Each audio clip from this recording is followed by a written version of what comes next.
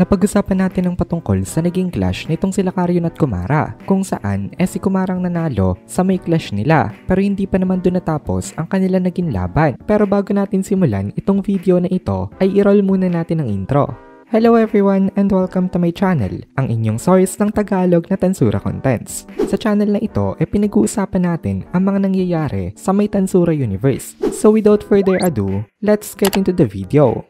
So ang nanalo nga sa clash nila ay itong si Kumara. Biglang naglaho ang particle cannons nitong si Karyon dito kasi na-shatter ito ng malakas ni Kumarang atake. Nasira din ang Blue Dragon Spear nitong si Karyon. Pero unfortunately, naging careless na itong si Kumara. Inisip niya na agad na siya na ang nanalo. Kaya tinake advantage ito nitong si Karyon. Sabi ni Karyon ang naive daw nitong kanyang kalaban. Then ginamit nitong si Karyon ang kanyang sirang sandata at ini-apply niya ang light particles niya dito. Dahil sa carelessness nitong si Kumara, tinamaan siya nito sa may likod ng dibdib niya at winasak nito ang kanyang puso. Kaya sa laban na ito, si Karyon pang nanalo. Nung nakita ito nitong si Rimuru, hindi siya makapaniwala dito. Pero ganoon naman daw talaga ang tunay na battle. Natalo itong si Kumara dahil siya naging careless. Pero sa tingin naman daw nitong si Rimuru, magandang experience ito para kay Kumara. Pero medyo nahihiya itong si Rimuru kasi iniisa-isa daw nitong si Karyon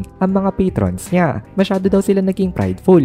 Kaya ngayon, defeat ang mga naging outcome. Sabi ni Benimaru, ang pag-iisip daw na kaya na agad nilang talunin ito isang malaking flawed na mindset. Nung una daw, balak niya sana itong turuan. Pero mukhang siya daw ang natuto dito. Sabi naman ni Rimuru, may mga ganun daw talaga nangyayari. Hindi naman ibig sabihin na dahil ikaw ang teacher, ikaw na lang nang ikaw palagi ang magtuturo at wala ka ng ibang matututunan. Dahil ang learning daw ay continuous process. Napansin ni Rimuru na magaling talagang makipaglaban itong si Karyon. Bawat laban meron siyang ginagawa na bago, kaya hindi nakakapagtaka kung bakit lumalakas nga siya.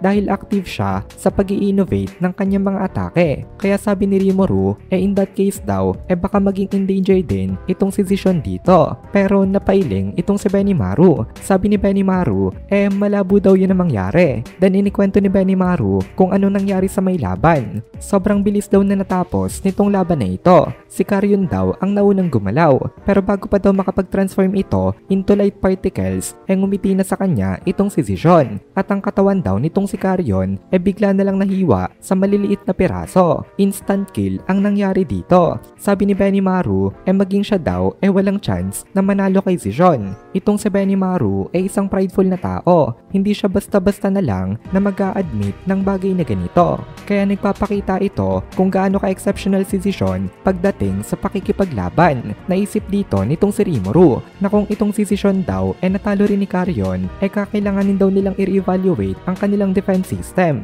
Itong si Zishon daw hindi naman ma-pride. Kaya hindi ito careless kahit sino pa ang kalaban. Na-reaffirm daw itong sila Benimaru sa kakulangan nila ng awareness dito. Pero mukhang unnecessary na daw na i-remind pa itong si Zishon patungkol doon. Talagang kahit sino pa ang itapat mo sa kanya hindi niya ito mamaliitin. At lalabanan niya ito nang hindi nag-hold back. Nag-agree naman dito itong si Benimaru. Itong si Zishon daw ay extremely stoic. Napakaganda na raw nitong victory nito. Pero narinig niya pa din daw ito na nagsabi na hindi pa rin daw siya satisfied dahil malayo pa raw ito sa may level nitong si Lord Rimuru. Mukhang gusto atang maging kasing lakas nitong si Rimuru itong si Zishon. So ngayon nga, tapos na ang mga laban ni Karyon. Kaya ang tinanong naman nitong si Rimuru dito ang laban naman nitong si Freidono. Kaya inikwento rin ito nitong si Benimaru. Sabi niya madali rin daw na tinalo nitong si Freidono ang trio nila Adalman. Kaya nagulat itong si Rimuru dito dahil in-expect niya na mananalo itong team nila Adalman. Kung si Adalman lang daw na mag-isa ay understandable pa kung ito nga natalo.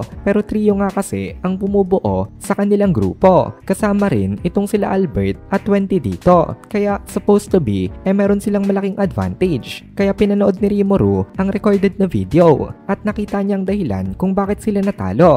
Sabi ni Rimuru masyado daw palang incompatible itong matchup na ito. Kasi dahil daw sa magic interference ni Frey hindi nakagamit ng magic itong si Adalman. kaya si Frey ay nagkaroon ng napakalaking advantage. Meron siyang circle na merong 50 meters na radius kung saan may naka-activate na anti-magic. Ang Necronomicon nitong si Adalman hindi niya nagamit dito. Then na-realize nitong si Rimuru na meron na nga rin daw palang divinity itong si Frey na attribute. Kaya hindi rin nakakapagtaka na natapatan niya ang isang ultimate gift user. Pero meron din daw possibility na nakapag-unlock na rin itong si Frey ng isang ultimate skill. Hindi lang daw aware itong si Rimuru. Ang una daw na tinarget ni Frey itong si Venti. Nakapitan niya si Venti gamit ang mga claws niya. Kaya hindi na ito nakapalag sa kanya. Sabi ni Rimuru, napaka-dangerous daw nitong mga claws na ito. When it comes to threat daw, ito ay mythical grade level in danger. Sabi pa ni Rimuru, baka nga daw kahit siya hindi rin makagamit ng magic dito once na nakapitan siya nitong mga claws na ito. Pero sabi ni Benimaru, hindi daw yung totoo. Sigurado daw siya na hindi naman yung threat kay Rimuru-sama. Pero inamin nitong si Benimaru na baka threat din daw yun sa kanya. Kasi maging si Carrion Dono daw hindi rin makapalag once na nakapitan na siya nito. Pero hindi naman daw siya nag-aalala. Kasi ang ibig sabihin lang daw nun kailangan niya lang talunin si Frey bago siya nito makapitan.